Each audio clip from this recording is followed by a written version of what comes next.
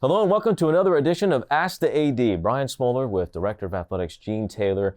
Glad you could join us for what will be a long, just settle in, it's going to be a long version of Ask the AD. And largely because you've asked some tremendous questions this week. Great questions. And we figured it was kind of, since we're going to be off here the next month or two. It's kind of our summer version. That's right. Let's head some of these off. Let's ease some fears of what we can and get them all answered. And then we'll hit you back in the fall, hopefully with some other good ones as we get ready for football. We're going to talk about baseball here in a little bit. Great season that ended off. We got a lot of NIL questions and about facility questions. Of course, alcohol is going to find its way into there. It always does, beer sales, and some other good stuff all coming up. But first, ticket sales booming. We know that for football, men's and women's basketball. Season tickets are out there. Single game tickets for basketball coming up quick if they're not out already by the time this goes on. Football single game tickets, volleyball, soccer to come. But want to start with track and field. And with the announcement that just recently happened, Cliff Rivelto, our longest tenured coach, stepping down. Yeah, you know, it's a great compliment, longest tenured coach. That's a compliment to Coach Rivelto and what he's done for our men and women's track program over the years. His respect across the country is, and really across the world, if you think about it, because of his time with the Olympics and what he's done as a national level and gold medal winning athletes and just who he is and what he's done for the program and the stature of our program. You know, it's a lot of years to commit to one place. Doesn't happen anymore. We owe him a lot. We owe him and his family a lot for the time he's put together. We're going to miss him and appreciate all he's done for K-State track. Yeah, looking forward to seeing him around still. Yeah, at he's not going to go too far. Yeah, that's good. But now a fan as opposed to 100%. The coaching. All right, so as we speak about fans, one of the first questions as we wrap up the season that was the athletic year of 23-24, baseball just coming off a tremendous season, gets to the Super Regionals, a couple plays away, who knows, of things maybe going a little bit different there in Charlottesville. Our first question kind of comes about baseball. We had a lot of questions about baseball, which was great. Right. This one comes from @PositiveK-State. Love the handle, by the way, from X. Congrats on the most memorable baseball season in my lifetime. What is the plan to build upon this historic season? Well, you know, first of all, I'm just very proud of Pete Hughes, his staff, and those baseball players. You know, a lot of those guys could have gone on last year. There were a lot of frustration that they didn't get in the tournament a year ago. And I think they felt they were good enough that they should have. Unfortunately, they didn't. And many of them came back and committed. And they wanted to be where they ultimately ended up. I think they wanted to go further. So congrats to them and how they competed and how they represented. You know, the run at the regional was phenomenal in a very difficult place to play. And to make a super regional is very, very difficult. And, but I know what Pete's plan was to get here. I think he'll be able to build upon that from the reputation and just the type of baseball we play. I think that excites a lot of people, a lot of recruits across the country. And you get on that national stage, it's going to continue to build. We've got a great facility. So I think what Pete's plan was, he stuck with it. It got us to this point, and I think he's going to now build on that culture that he has really put together, he and his staff, for the last few years. The leadership on this team is phenomenal, and I think that will instill a lot what's going to be the future for our program. No doubt, and you can already see there a little bit of heads turning on some of the stuff on social. You've seen some commitments already for K-State getting out there a little bit in the baseball portal. Partly because of the success they had on. All right, next question comes from @Morrow Street Blues, also from X. Will the athletic department consider outfield seating for students at Toyton? An example he gives is Ole Miss letting their students tailgate in the outfield. I don't know if there's enough room for all that out there, but that was one interesting part about going to Arkansas and Virginia. You see how fervent and the support is for baseball in other parts of the country. Yeah, I think our fans have been great this year. They love K-State baseball. It's a great atmosphere, as we all know. Weather for us has a big part of that. If it's a great day, no matter, hope we're always playing well, but the weather's nice, they're gonna come out to Toyton. There's no question. I think your question about the outfield, yes, we do have some challenges out there with, the volleyball venues right there, the indoor hitting facilities right there. You've got the green wall, so probably physically you can't add more seats outfield. But what we do have is a great venue, and there's opportunities. We can look at that. We have our own version of our hill on the kids play at the playground, which I think is very unique for us.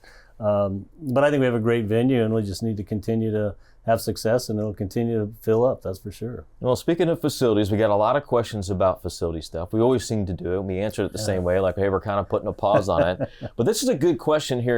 Our next question from @CatFan28, also from X. He says, with the ever-rising costs of NIL skyrocketing, how does this affect schools like K-State with donor funding for any future facilities upgrade project? Kind of a good way to pose it the question. Yeah, that's a great question. And we've talked about this a lot. And when I look across the country and I see schools starting either capital campaigns or they're looking at investing in a new facility, and in some cases hundreds of millions of dollars, I think what our donors have done to get us to this point from a facilities perspective, we're ahead of the game. In other words, I don't see a lot of major capital campaigns coming up in the near future.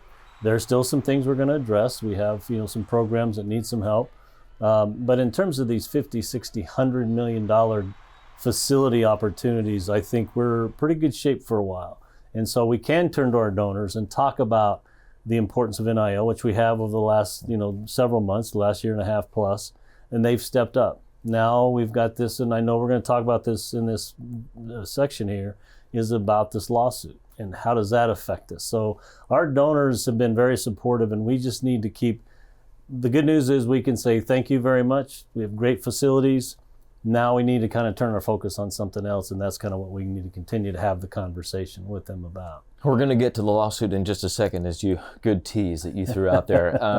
But we had a couple of people ask about LED lighting. I know we have that at Tointon Family Stadium. I know we've looked at it for both Bramlage and Bill Snyder Family Stadium. What's the status of that? Yeah, we've looked at it, and we've looked into the cost of that, and it's obviously not an inexpensive proposition. I think we just want to look and see how much life do we have in our current system, and then when it comes to a point where that life is beginning to really run out, then we'll probably consider it. But it's a several $1 million investment that it's not something typically donors are going to step up and say, but it's something I think when we do replace those lighting, that's ultimately what we're going to go to. All right, so here comes the lawsuit question. This is from @KSUDoug142. And to be fair, there were a lot of questions about this. We just picked one that fits it the best apropos. And this is from X. If the House lawsuit settlement is approved, does that mean the $22 million per year replaces what collectives can pay, or is that in addition to what collectives do? I assume NIL endorsement deals would still exist. Great question. A very complicated one to answer. And I just got back from our national convention, and literally every athletic director around the country is having this conversation, not only internally, but with their donors, with each other as ADs. How are you going to handle it? There is language in the settlement that addresses not collectives, but it says an individual donor cannot give to a third party for pay for play. Doesn't address collectives. And so, as you know, most collectives are getting their revenue direct from individual donors. So that's going to be a challenge because that is in the lawsuit. You cannot do that. The only thing you can do is your typical corporate, which was supposed to be NIL to begin with. That's the only way you can get the NIL is from direct corporate opportunities. So will collectives exist? Maybe, maybe not. Will the individual donor money that went to collective probably have to come back into the department to make up some of that dollar amount, whether it's 20 or 22 million? I think absolutely that's going to have to happen.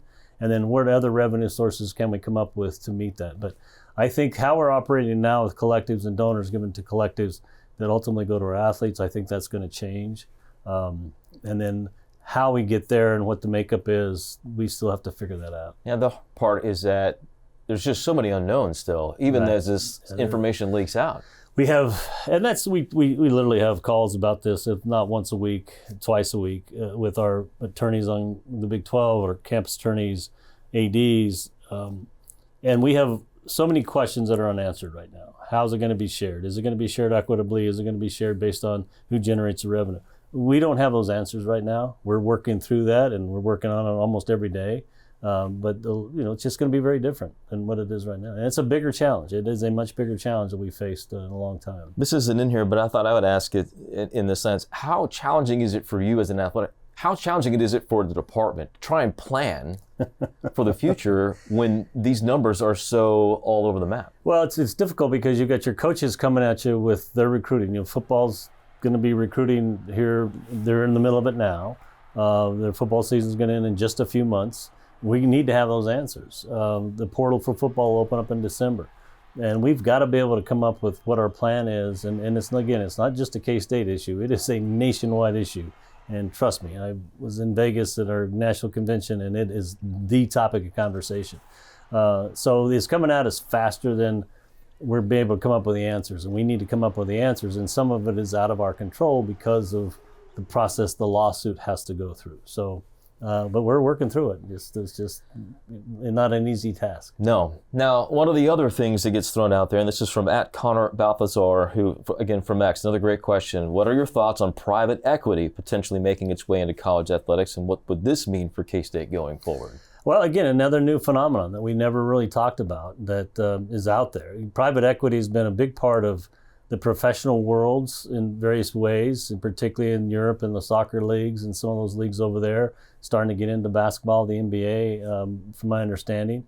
So it is something that they have looked at colleges and particularly Power 5 athletics, and they see an opportunity there, at least the firms that have those kind of capital dollars. So I think it's another source that we have to at least consider. That is, when you look at it, that it could be a little risky. It also, the cost of that money is expensive relative to just other sources. But it's certainly something that everybody is at least talking about. How nobody has done it yet, at least that I'm aware of. But it's certainly something that is just another source we have to at least look into and not ignore. Whether we do it or not, we'll see. But I think it's something we have to explore. And it seems like it's moved from, as you said, from an individual school, which is, I think, is how it started. If Miami or Florida, one of those schools, to Florida State, I think was the first one they got. Yeah. It's moved from that to now conference. I know the rumors out there about the Big 12. So I guess the short version question would be, if it happens, it seems like it would be more at a conference level than it would be an individual school. Again, I think it's probably something that I think everybody has to do things individually. I think you really have to start individually. What's best for your institution? And if a conference were to jump on board and it works out well, great. But I think eventually your decisions really need to be what's best for us as an institution, and then some of the things we can decide conference-wide. But it's something we have to look at first before we worry about what the conference is going to do. All right, so next question comes from @CatAttackPod, another great podcast that covers K-State that's out there from X. How is the search process for a sponsor for the naming rights of Bramlage Coliseum going? I know that was brought up at one point. Are we any updates on that? Yeah, there's not been a lot of updates. We're still talking to people. There's still a lot of interest. It's one of those kind of things that it's just a negotiating process in terms of the interest level, where they see the value, where we see the value, and ultimately, if we find a group out there that's interested in it, we got some new things coming down our path. I mean, it is another opportunity is sponsorships on the fields. That's never been allowed before, right? That's something that could be a pretty big opportunity for a group to come in and sponsor the other 225-yard lines and maybe even midfield. So, but those are some interesting things. There's talk of jersey patches, which you've never done before. Again, those are things that are coming down the path that could be additional revenue sources for us that we have to look into. And speaking of revenue sources, we've got a couple of questions about that as we wrap this up. @Memorial Street Blues gets a rare 2-question appearance on Ask the AD today. Good questions. From X, I've heard that the Big 12 will allow fan seating in between the bench and media table for basketball. Will Bramlage do that? And then how do you ensure safety and fan integrity? Yeah, it's up to each individual institution. The conference does allow. BYU has actually been doing it. They didn't know there was a league rule. They'd already been ahead of the game. I think they've got 6 on their home side only, and that's the way the conference rule is written, that if you do it, you can only do it on the home side. So there will not be any fans on the visiting team side, which I think is a great idea. When we get to the tournament and they're both sides done, then the only tickets available was we could only sell to our fan base for our game. And when we're coaching, or when Coach Tang is coaching his staff, he'll be sitting next to donors that we are very aware of who those donors are that'll buy those tickets. And so that's how we'll ensure the fan safety. Whether we'll do it or not, we have very, very tight over there on the scorers table side. We haven't really looked at it yet. We haven't measured it out. It just came out. We'll consider it and see if it works for us, if it doesn't. But it is another opportunity for revenue that we have to look into. All right. So another one, and it wouldn't be an Ask the AD show if we didn't get to this question. At KSU Railroader from X, will there be an additional beer garden added for this season? And again, this goes back to in-stadium beer sales, but I guess the bigger picture, if we look at the uncertain financial future for K-State, does that affect the in-stadium, in-arena beer discussion at all? I think it does, 100%. Again, not this year because obviously we're just a few months from opening the gates for the first game. To answer the question specifically, no, we're not adding a new beer garden. It's going to be basically what we've had the last couple of years. But again, every opportunity we have as a staff to consider what revenue opportunities are we missing that we need to consider looking into, we have to come up with. And we're going to have a senior staff retreat sometime this summer. And that's going to be probably our main topic of conversation is the lawsuit, how we're going to manage it, and what revenue sources are we missing out on that we could take advantage of. And maybe there's some short-term opportunities, there's some longer-term opportunities, like you said, the capital investment. But everything is on the table right now, and we have to think differently than we've ever thought about in college athletics. By the way, if you ever want to be a part of the best fan experience in the Big 12 and be a part of the staff that helps put that on, the operations department here at K-State, they're looking for people to help out and work the games, ushers, and all that sort of stuff. It's a great way to do it. If you've got folks that live here in town that are looking for something to do on game day, we'll pop the website up on this. Preston will do that. kstatesports.com/workthegames. They're hiring their staff right now this summer, getting ready for the fall. All right. One of our last questions, it comes from Mike DeVader from Facebook. Any updates on non-conference opponents, scheduling-wise, for upcoming years, specifically in football and basketball? Yeah, Jill Shields, our deputy athletic director, manages the football, and she is looking out years as we continue to value where we are with teams. She has looked at a lot of different schools that she's talking to. I think she's talking beyond like 27 or 28 now that we have some gaps. I don't know that we've solidified anybody in particular other than what's already been out there. Basketball does their own scheduling, both men and women. So they're constantly working on schedules, and they're a lot more fluid in terms almost annually, where football is a lot more long-term. But yeah, we need to start looking out beyond 28, 29 and beyond in terms of finishing the non-conference portions of our schedule. Are there any requirements from the conference or from you as an athletic director to them, like an edict, like, hey, we want to make sure that we've got a certain amount of... Yeah, the only conference rule right now is we have to play at least one P4 non-conference opponent. That's been in place for a while. It's a conversation that we need to continue to talk about as we've grown into a conference of 16 teams, and we play a 9-game conference schedule it is, and we're not getting everybody to play, so we're kind of rotating that. So will we continue to play that 10th Power 5? We'll see, or Power 4. We'll see as the 12-team experience. Does that help us? Does it hurt us? So we're always constantly evaluating that. But that's the only one. And then for us, we just need to make sure, again, always try to have 7 home games. I know we're not having one this year. No, we're not having 25. But that's a goal we hope we can get back to. Well, who knows? I mean, you get to the college football playoff this year, you could get a home game the way it works. So maybe that's the number 7 for this year. No pressure, Coach Kleiman and no the staff. Offense, yeah. All right, one last question. This one's a surprise one question for Gene here. It's from @PowerCatRyan from X. Dearest Hot Boy Gene, have you considered a lifetime contract for yourself? Warmest regards, Wildcat Nation. I'm not touching that. I'm not sure about the Hot Boy Gene thing. It's that I've never been called that in my life, but hey, every once in a while you got to take what you can get. But the fans have been very open about their love for you, and of course, success on the field is part of that, right? When everything's going good, they love to attribute that to the guy in charge. But have you encountered this from fans, I guess, the love to you right now? Our fans are very appreciative, right? And they enjoy us being successful. They enjoy the fact we've got great coaches. I've been a part of hiring some of them, not all of them. Obviously, Coach Mitty's been here for a long time, Coach Revelto. But they enjoy success, and I think our K-State fans appreciate success maybe a lot more than some others across the country. And so when we have continued and consistent success like we've had the last couple of years, they really value that and they appreciate it. So I get thanked, and I have very little to do with that. I don't coach, I don't recruit, I don't I appreciate it, but I know it's really directed at this department because it's really department-wide success. Well, it's been fun, obviously, answering these questions with you the last year. We look forward to another year and lifetime contract. Yeah, don't ever leave, I guess is the question, is the thing, no matter what happens.